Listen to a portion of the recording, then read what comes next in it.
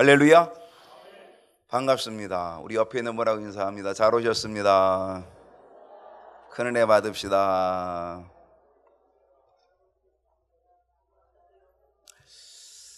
지난 주일이 저희 교회 이제 생일이었고, 그죠? 이제 오늘 오후부터는 우리 경희교회 62주년을 맞이하는 이제 기념 부흥성회를 오늘 오후부터 합니다. 언제까지 하냐면 수요일까지 하거든요. 오늘 오후부터 수요일까지. 그리고 내일부터는 3번. 그래서 새벽에 5시, 아침은 10시 반, 그리고 저녁은 7시, 이렇게 수요일까지 10번의 집회를 합니다. 시간 다 뭐 하시겠어요?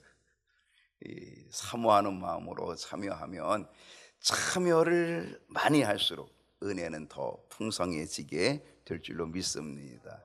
여러분이 특별히 이번 집회에 또 은혜 받는 주인공들, 특별히 은혜 받는 그런 주인공들이 다 되었으면 좋겠다, 이렇게 생각을 하고, 여러분 시간 계획을 잘 짜셔서 함께 참여하시고 또 은혜 받고 성령 충만한 은총의 역사들이 일어날 수 있기를 소원합니다. 우리가 다음 주는 5월의 마지막 주일이고, 저희가 오후 예배 없이 3부 예배 후에 전교인 부서별 원래 삼겹살 파티를 하려고 했는데, 삼겹살이 이게 굵기가 혼자 먹고 둘이 먹고 셋이 먹고 이럴 때는 괜찮은데, 여럿이 먹기는 이게 굽기가 좀 되게 어렵다 그래요. 시간도 안 맞고 입은 많고 잘 안 익고 막 이래서 너무 기다리는 시간도 있고 또 기름도 많이 튀고, 그래서 좀 번잡하다고 이렇게 제안이 들어와서, 그래서 저희들이 삼겹살을 고기를 바꿔서, 돼지고기가 아니고 이제는 소고기로 불고기 파티로 이렇게 바꿨습니다. 여러분이 각 부서에서 브루스타하고 냄비하고만 준비하셔서, 나머지는 교회에서 다 준비해서 드릴 테니까 부서별로 아름다운 사랑의 교제 식탁이 되었으면 좋겠다, 이렇게 생각을 합니다. 자, 5월 세 번째 주일을 맞이했습니다. 5월은 가정의 달이라고 우리는 보통 부르죠. 그래서 첫 번째 주일은 어린이 주일, 꽃주일, 두 번째 주일은 어버이 주일, 그리고 오늘은 함께 이 가정의 행복이라고 하는 그런 주제를 가지고 함께 좀 말씀을 나눠 보려고 합니다. 우리의 가정이 건강하고 우리의 가정이 행복하려면 어떻게 해야 하는지라고 하는 것, 오늘 우리가 함께 좀 생각을 해보면서, 어떻게 하면 우리의 가정이 건강할 수 있을까, 어떻게 하면 행복하고 어떻게 하면 기쁨이 있게 될 수 있을까를 함께 좀 나누어 보기를 원합니다. 가정이 행복할 수 있는 것, 행복한 가정, 아주 중요한 것은 뭐냐면요, 주님을 모시면 된다라고 하는 거죠. 주님이 내 가정의 주인 되어 주시고 주님이 내 가정에 계시면, 그러면 행복한 가정이 되겠다라고 하는 것. 여러분, 예수님께서 수많은 기적을 베풀어 주셨는데, 그 수많은 기적 가운데서 첫 번째 기적은 뭐였습니까? 가나 혼인잔치에서 물이 변하여 포도주 되게 하는 기적이, 예수님의 수많은 기적 가운데 첫 번째 기적이 바로 그 기적이었다는 거죠. 가나 무슨 잔치? 혼인잔치. 여러분, 혼인잔치는 가정이 새롭게 시작이 되어지는 거죠. 한 가정의 탄생이 시작되어지는 것이 바로 이 혼인잔치인데요. 그런데 이 가정의 혼인잔치, 가정의 출발점이 되어지는 바로 이 혼인잔치에 그 가정에 뭐가 왔다? 위기가 왔다는 것입니다. 그 위기는 뭐예요? 포도주가 떨어졌다는 겁니다. 여기서 포도주가 의미하는 것은 아주 중요한 거예요. 그게 뭐냐면 기쁨이거든요. 그 가정의 기쁨, 그 삶의 기쁨, 인생의 기쁨, 바로 이 기쁨이 포도주거든요. 그런데 이 기쁨이 되는 이 포도주가 떨어진 거예요. 그것도 지금 가정의 출발, 혼인잔치로 가정이 출발하고 있는 그 가정에 바로 이 포도주가 떨어졌다라고 하는 것은 아주 큰 위기라고 하는 겁니다. 잔치의 흥이 깨지는 것뿐만이 아닙니다. 가정의 기쁨이 깨지는 위기라고 하는 것이죠. 바로 그때에 예수님이 바로 그곳에 계셨다는 겁니다. 이 놀라운 은혜죠. 여러분, 예수님을 초대했다는 건 놀라운 은혜 아니겠습니까? 여러분, 오늘 우리의 인생에 어떤 문제가 있어도 주님이 우리의 가정의 중심이고 주인이 되시면 걱정이 없는 거예요. 엄청난 일이죠. 지금 이 혼인잔치에 포도주가 떨어져서 큰 위기를 맞이했는데, 그런데 놀랍게도 주님이 초대되었다는 거예요. 주님을 초대했다는 거예요. 여러분, 여러분의 삶에 주님을 초대하시기를 축복합니다. 여러분의 가정에 주님을 초대하시기를 바랍니다. 내 인생에 주님이 초대되어지는 역사가 일어나서 그 주님이 내 삶의 중심에 계시면 포도주가 떨어지는 위기 속에서도 걱정이 없다라고 하는 사실이죠. 물론 거기에는 예수님의 제자들도 초청이 됐고요, 초대가 됐고, 또 예수님의 어머니 마리아도 초대가 되었다라고 하는 겁니다. 그때 마리아가 예수님께 말을 하지요. 뭐라고 말했어요? 포도주가 떨어졌다라고 하는 걸 알려줍니다. 예수님께서는 하인들에게 명령을 내립니다. 포도주가 떨어졌다는 이야기를 듣고 하인들에게 명령을 내려서 돌 항아리 6개가 되어지는 그 돌 항아리에 물을 채우라라고 얘기합니다. 그리고 하인들은 순종하지요. 그 결과 어떻게 됩니까? 그 물이 변하여 포도주 되게 되고, 그 하인들이 떠다 준 그 물을 맛봤던 이 연회장은 깜짝 놀라는 거죠. 왜냐하면 극상품의 포도주의 맛, 지금까지 맛본 것 중에 최고의 포도주의 맛을 보는 그 기쁨을 누렸기 때문이다라고 하는 것. 결국은 예수님이 초대되어진 그 잔치는 성공하지요. 위기 속에 성공하게 되고 기쁨을 잃어버리지 않고 그 잔치가 깨지지 않는 놀라운 은혜가 있게 되었다. 한 가정의 첫 출발에 행복이 깨지지 않는 은혜가 있게 되었다라고 하는 것입니다. 여러분, 오늘의 주제를 한번 생각해 봅니다. 가정의 행복이 깨지지 않는 이유는 무엇일까라고 하는 거죠. 여러분, 가정의 행복을 깰 수도 있어요. 그러나 깨지지 않게 할 수도 있어요. 근데 그 가정의 행복이 깨지지 않게 되어진 이유는 무엇일까라고 하는 것입니다. 그것은 첫 번째 제가 얘기했던 대로 초대라는 겁니다. 누구를 초대하는 거예요? 주님을 초대하는 거죠. 주님이 내 가정에, 내 인생에 초대되어진다라고 하는 것, 이건 아주 중요하다는 겁니다. 오늘 우리의 가정에 불행이 되는 것은 주님을 초대하지 않기 때문입니다. 주님이 그곳에 계시지 않기 때문입니다. 주님이 내 가정의 주인 되어주시면 가정의 행복은 파괴되지 않습니다. 잃어버리지 않습니다. 깨지지 않게 된다라고 하는 겁니다. 여러분의 삶에 주님이 계십니까? 여러분의 가정에 주님이 계십니까? 우리는 주님을 초대해야 될 줄로 믿습니다. 주님, 우리의 가정에 오시옵소서. 우리의 가정의 주인 되어 주시옵소서.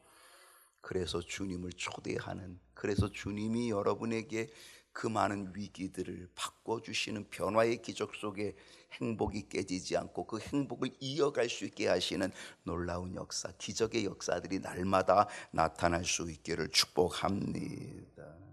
가정의 행복이 깨지지 않는 또 다른 이유가 있습니다. 그것은 물을 채웠다는 것입니다. 예수님께서 그 혼인잔치에 초대되어진 것뿐만이 아니라 주님께서는 물을 채워가시는 것이라는 거죠.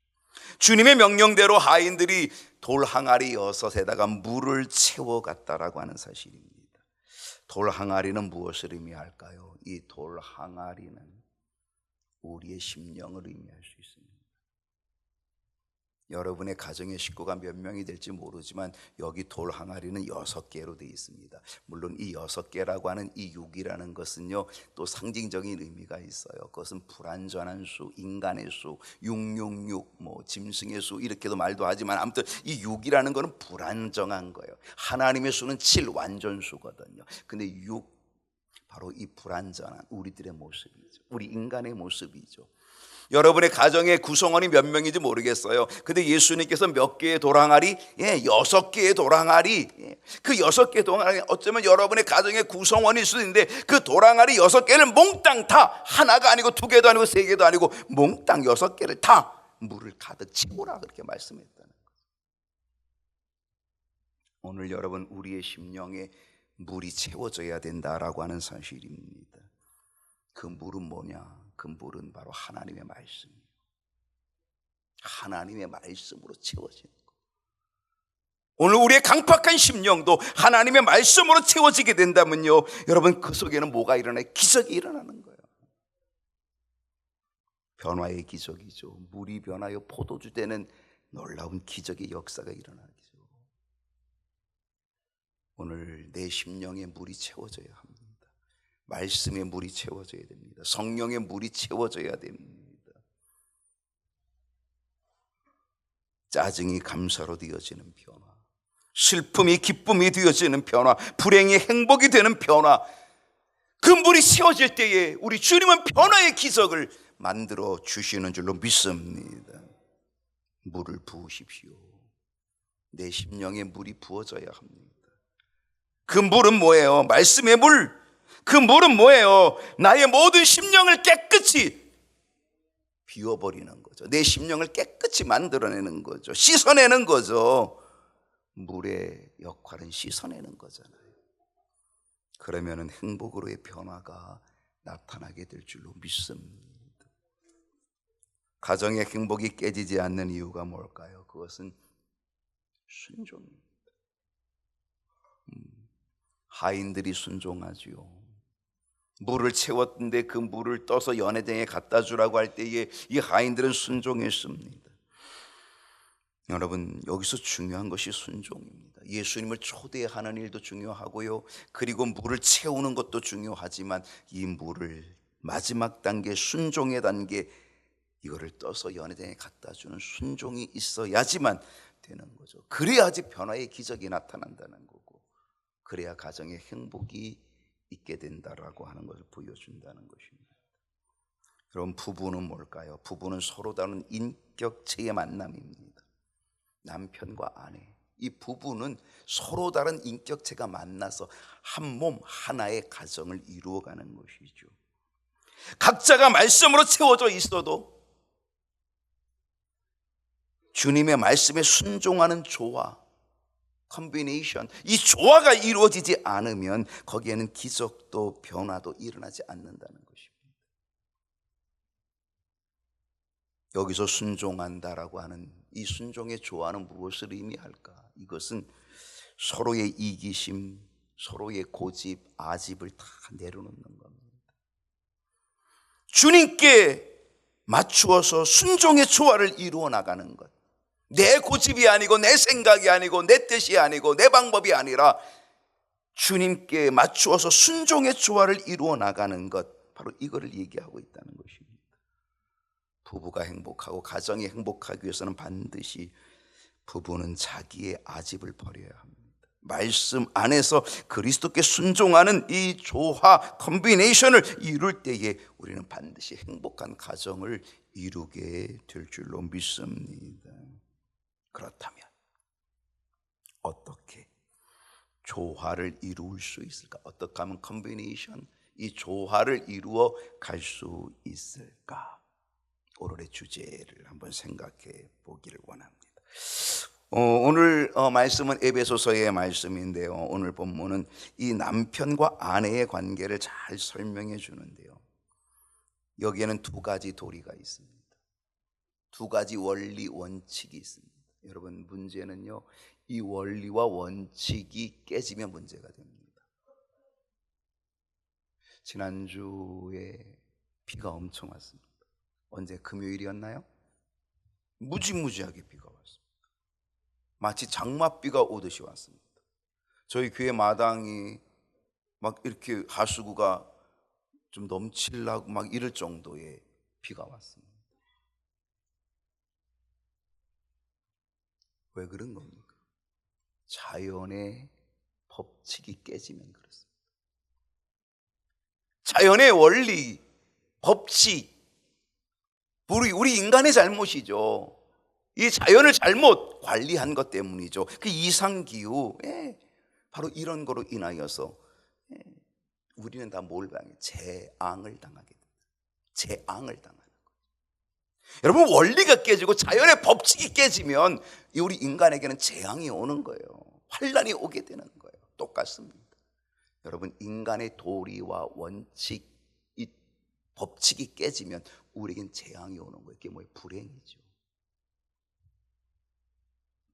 하나님께서는요, 우리에게 이 원리를 가르쳐 주고 있고요, 바울이 우리에게 이 원리를 분명히 제시해 주고 있다라고 하는 겁니다. 두 가지 원리, 두 가지 도리가 있는데, 그 첫 번째 도리가 뭐냐면 그것은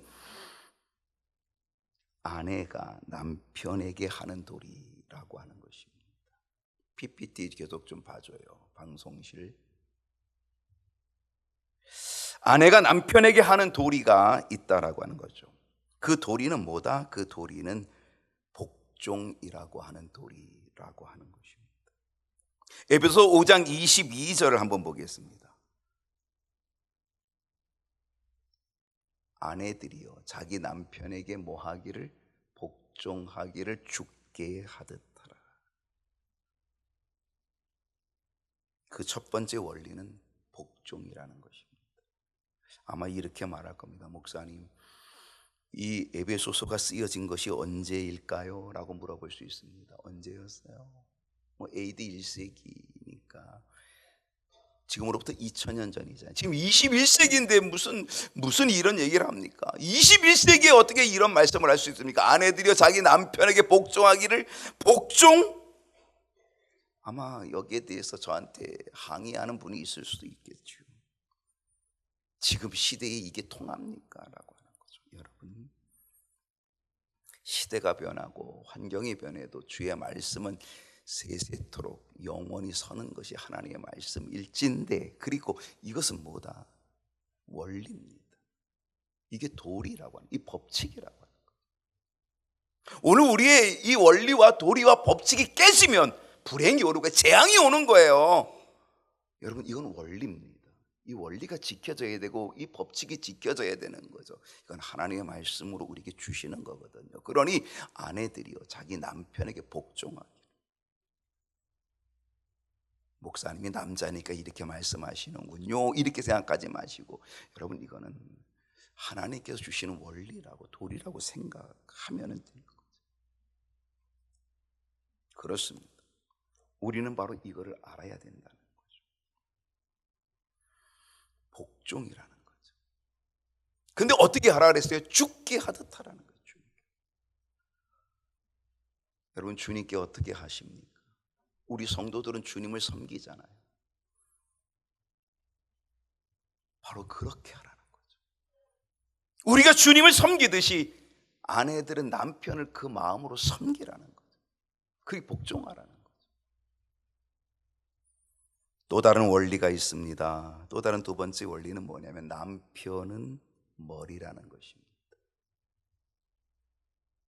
에베소 5장 23절을 보십시오. 이는 남편이 아내의 머리됨이 그리스도께서 교회의 머리됨과 같음이니 그가 바로 몸의 구주시니라. 가정의 불행에 아주 중요한 요인 중에 하나는 아내가 남편을 머리로 인정하지 않는 거죠. 남편은 뭐다? 머리라는 거예요. 머리가 뭐예요? 이 머리는 이 몸을 컨트롤하는 이 제어 기능이죠. 컨트롤이죠. 머리. 이 머리에서 모든 몸을 다 제어하는 거잖아요. 그러니까 남편은 뭐다? 남편은 머리가 된다는 거예요.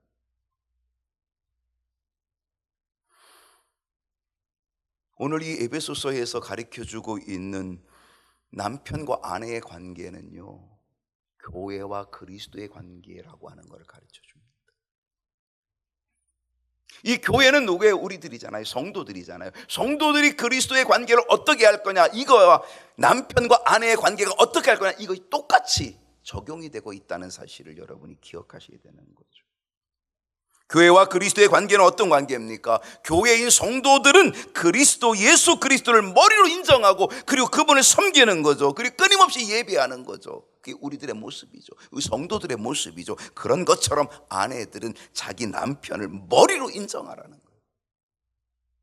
우리들이 예수님을 머리로 인정하고 섬기는 것처럼, 그렇게 예배하는 것처럼 아내는 남편을 머리로 인정하는 것, 그럴 때에 행복하다는 거죠. 그게 바로 원리, 그게 조화라는 거죠. 어떤 분은 반발할 수도 있겠죠. 남편과 아내가 동등하지요, 동등해야지요, 이렇게 얘기하시죠. 물론 맞아요, 동등해야 돼요. 그러면서도 원리는 지켜져야 된다는 거죠. 이 원리가 지켜져야 행복하게 되고요, 이 원리가 깨지면 가정은 불행해지는 거예요. 그런데 문제는 뭐냐면 남편들의 태도가 문제예요. 이거를 악용하면 안 돼요. 내가 머리잖아! 라고 하면서 그걸 악용하면 안 된다는 거죠. 남편은 복종이라고 하는 것 때문에, 내가 머리라고 하는 것 때문에 군림하는 자세가 되어서는 안 되는 거죠. 집 밟는 자세, 군림하는 자세, 그렇게 된다면 그거는 조화가 아니에요. 컨비네이션이 아니에요. 그러면 또 다시 깨지고 마는 거죠. 남편은 뭐 해야 돼요? 굴림이 아니고 사랑이 돼야 된다는 거죠. 그래야 조화가 이루어지는 거예요. 세 번째로 생각할 수 있는 것은, 그런 것은 남편을 찬양해야 된다는 거예요. 높이는 거죠. 이것은 우리 성도들이 예수님을 찬양하고 예수 그리스도를 높이는 것, 바로 그와 같이 바로 아내는 남편을 높이고 찬양해야 된다는 거죠. 교회에서 찬양이 없으면 냉랭하지 않을까요? 교회에서 찬양이 없다고 한다면 성령의 역사와 능력도 쉽지 않겠지요. 그러므로 찬양은 아주 중요한 겁니다. 아내가 남편을 높이고 아내가 남편을 찬양한다라고 하는 것, 이건 아주 중요한 원리입니다. 여기서 남편을 찬양한다는 건 뭡니까? 남편의 장점을 칭찬하는 것이고, 그래서 감사함으로 살아가는 거죠. 감사한 삶이죠. 이런 명제는 어떨까요? 장점을 찾는 사람은 새 역사를 만들어가는 사람이지만, 단점을 찾는 사람은 파괴의 역사를 이루는 사람이다. 여러분, 이 명제가 어떻겠습니까? 괜찮지요? 장점을 찾는 사람, 그 사람은 새 역사를 만들어 갑니다. 여러분, 어떤 사람입니까? 장점을 찾아 새 역사를 이루어 갑니까? 아니면은 단점을 찾아가지고 파괴의 역사를 이루어 갑니까? 어떤 쪽이십니까? 아내는 남편의 장점을 칭찬해 주어야 합니다. 높여 주어야 합니다. 그리고 그것을 높임으로 하나님께 감사한 삶이 되면, 그러면 그 가정은 행복한 가정이 되는 거죠. 원리가 깨지지 않는 거죠. 원리대로 살아가는 것이죠. 또 다른 원리가 있다면 그것은 아내는 남편을 신뢰해야 된다는 사실입니다. 교회는 예수 그리스도를 신뢰합니다. 성도들인 우리들은 예수님을 믿고 예수님을 신뢰합니다. 그런 것처럼 아내는 남편을 신뢰해야 된다는 사실입니다. 여러분, 이 신뢰의 관계가 깨지면 불행이 오는 거죠. 믿음이 깨지면 행복하지 않습니다. 의처증, 의부증, 서로를 의심하고, 그러면 어떻게 되겠어요? 그러면 그 가정은 결코 행복하지 못합니다. 무슨 일이 있고 큰 일이 생길 때 아내는 남편에게 지혜를 제공한 후에는요, 남편에게 맡기는 것이 필요합니다. 이게 뭐예요? 맡긴다. 이게 신뢰거든요.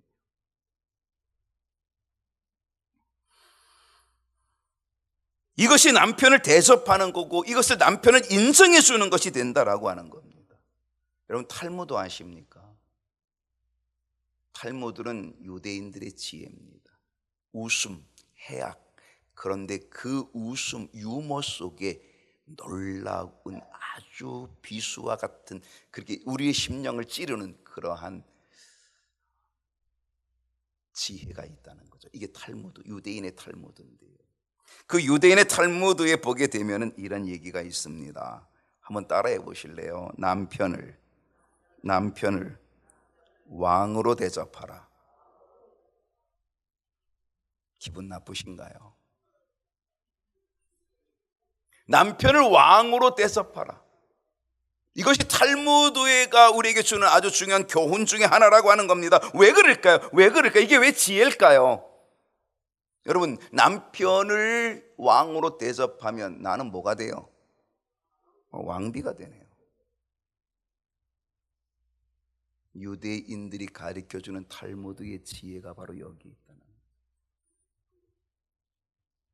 남편을 거지 취급하면 나는 거지 아내가 되는 거고, 남편을 왕으로 취급하고 왕으로 대접하면 나는 왕비가 된다는 거죠. 군대에서 남자의 계급은 아내의 계급과도 같다, 이런 이야기도 있거든요.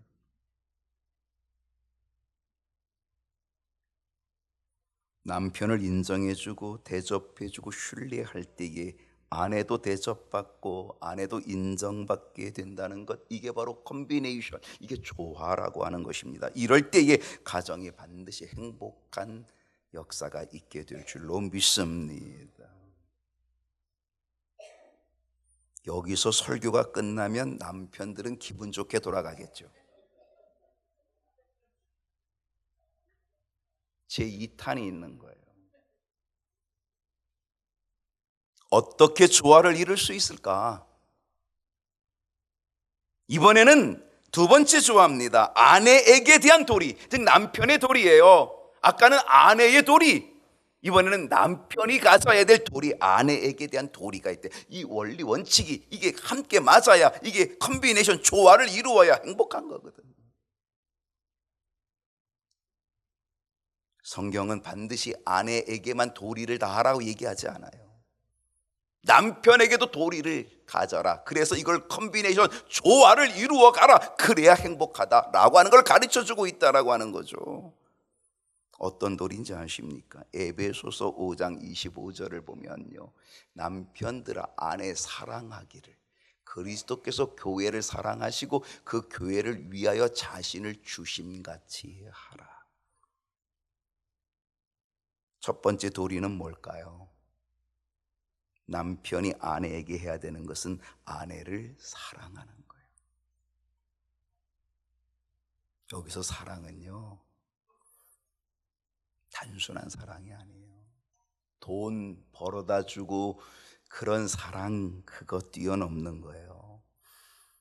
금반지 요즘 금 비싸다고 금반지 몇 돈 사주고 이런 거 뛰어넘는 거예요. 여기서 사랑은 어떤 사랑인지 아십니까? 예수님께서 교회를 위하여 하신 사랑. 여러분, 우리 주님이 교회를 위해 무슨 사랑을 하셨어요? 하나님이 세상을 이처럼 사랑하사 독생자 주셨는데 그분이 이 땅에 오셔가지고 우리를 뭐 하셨어요? 십자가에서 죽으셨잖아요. 뭐 하시려고? 우리의 죄값을 담당하시려고, 우리를 용서해주고 우리를 구원해 주시기 위하여 주님이 십자가 지신 사랑, 피 흘리신 사랑, 자기 목숨 생명을 내놓은 사랑, 이게 뭐예요? 이게 바로 주께서 교회를 위해 하신 사랑이에요. 남편들이 그 사랑 하라는 거예요. 그 사랑 할 수 있으면 큰 소리 쳐도 되겠지요. 죽기까지 정말 자기 목숨을 내놓는, 자기의 모든 것을 다 바치는 십자가의 사랑, 그 사랑이죠. 사랑이 없는 권위의식, 나에게 복종해, 내가 머리잖아 라고 하는 것, 이 사랑이 없이 그 권위를 가지고 있는 그 권위의식은 아무짝에도 쓸모없는 거죠. 오히려 그것은 바로 원리와 도리와 원칙을 다 깨뜨려 버려서 오히려 불행하게 만들어 버리는 거죠.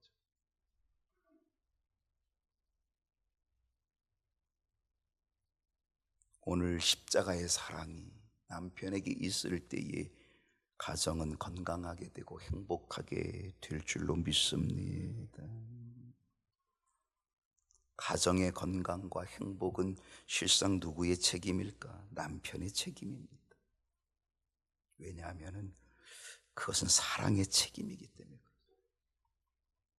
자기를 희생하고 내주는 사랑의 책임, 그것이 아주 큰 책임이라는 거죠. 또 다른 원리가 있습니다. 도리 법칙이 있어요. 그 두 번째 법칙은 뭐냐면 남편의 도리는 아내를 지켜주는 겁니다. 예수님은 우리들을 지켜주십니다.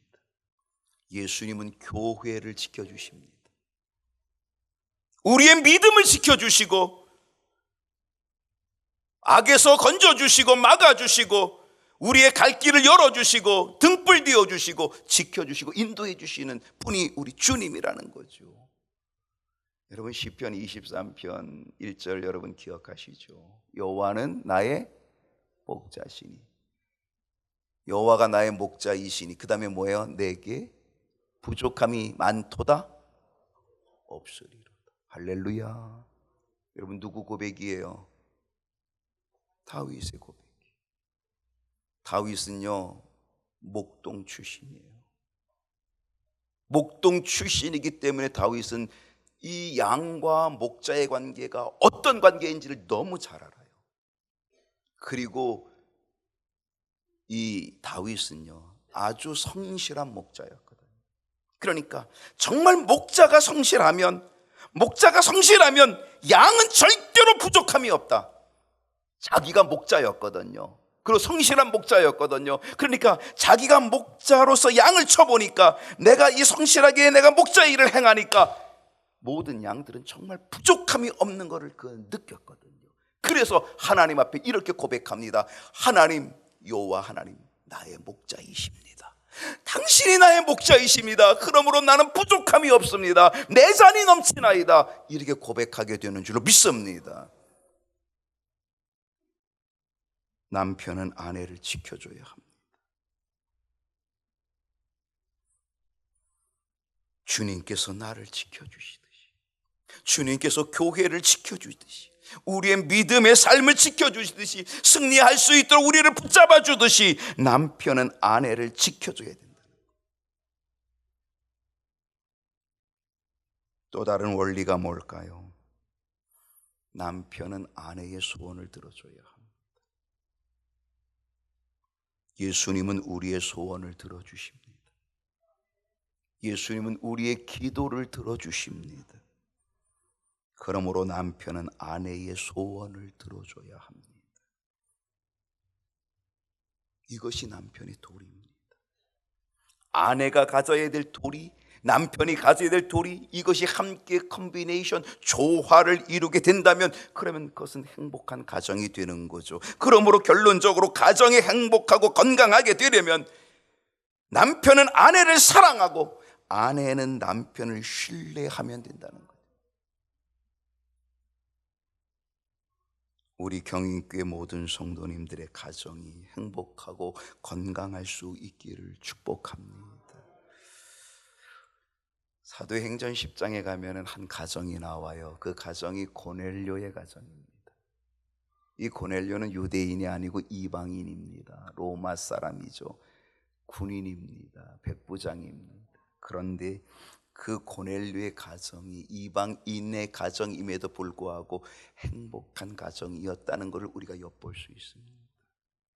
왜 그럴까? 고넬료의 가정은요, 온 식구들이 하나님을 경외했다는 거예요. 즉 뭐예요? 믿음의 가정이었다. 무슨 가정? 믿음의 가정. 그리고 이 고넬료의 가정은요, 다른 사람들을 돌보는 구제를 많이 하는 사랑의 가정이었다는 거예요. 사랑이 넘치는 가정. 거기다가 고넬료의 가정은 하나님께 늘 깨어 기도하는 가정이었다는 거예요. 성령 충만한 기도의 가정이었다는 거예요.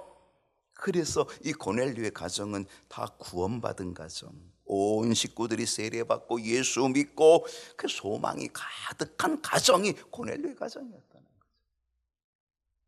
여러분 고린도전서 13장에 보게 되면 그 사랑장이죠. 그 끝에 뭐라 그랬어요? 믿음과 소망과 사랑, 이 세 가지는 항상 있을 것인데 그 중에 제일은 사랑이에요.